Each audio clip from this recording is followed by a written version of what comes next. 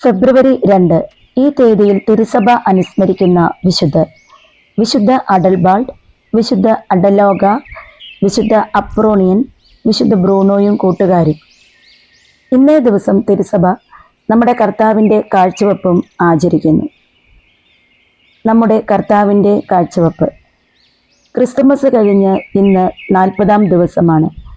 മോശയുടെ നിയമമനുസരിച്ച് തൻ്റെ ശുദ്ധീകരണത്തിനും കടിഞ്ഞൂൽ പുത്രനെ കാഴ്ച സമർപ്പിക്കുന്നതിനുമായി കനികാമറിയം ജെറുസലേം ദേവാലയത്തിലെത്തി.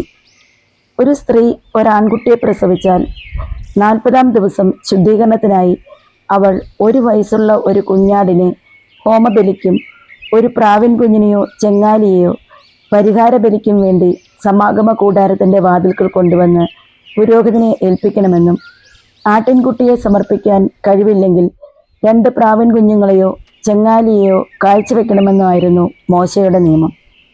ലേവ്യർ 12:6 ഇപ്രകാരം പറയുന്നത്: കടിഞ്ഞൂൽ പുത്രനെ കർത്താവിന് പ്രതിഷ്ഠിച്ച് ഒരു സംഖ്യ വീണ്ടെടുപ്പ് വിലയായി കൊടുക്കണം.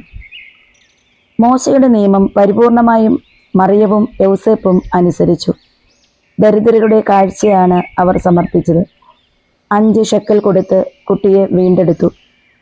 യഹോവ ആവശ്യപ്പെടുന്നതുവരെ മറിയം മകനെ വളർത്തുവാനുള്ള നിർദ്ദേശത്തോടെ കുട്ടിയെ പുരോഹിതൻ അമ്മയുടെ കയ്യിൽ തന്നെ ഏൽപ്പിച്ചു. ശുദ്ധീകരണം നടത്തിയ പുരോഹിതൻ വൃദ്ധനായ ശെമയോനാണ്. രക്ഷകനെ കണ്ടിട്ടേ താൻ മരിക്കുകയുള്ളൂ എന്ന് അദ്ദേഹം പരിശുദ്ധാത്മാവിൻ്റെ പ്രകാശത്താൽ ഗ്രഹിച്ചിരുന്നു.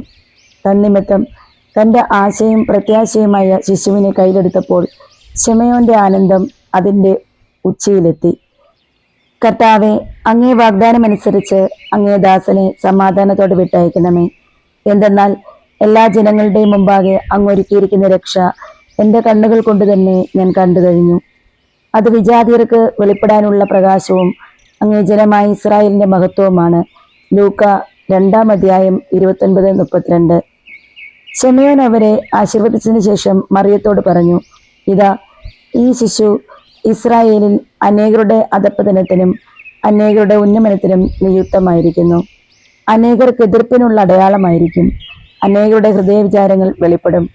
ഒരു വാൾ നിന്റെ ഹൃദയത്തെ പിളർക്കുകയും ചെയ്യും. ലൂക്കായുടെ സുവിശേഷം 2:34-35.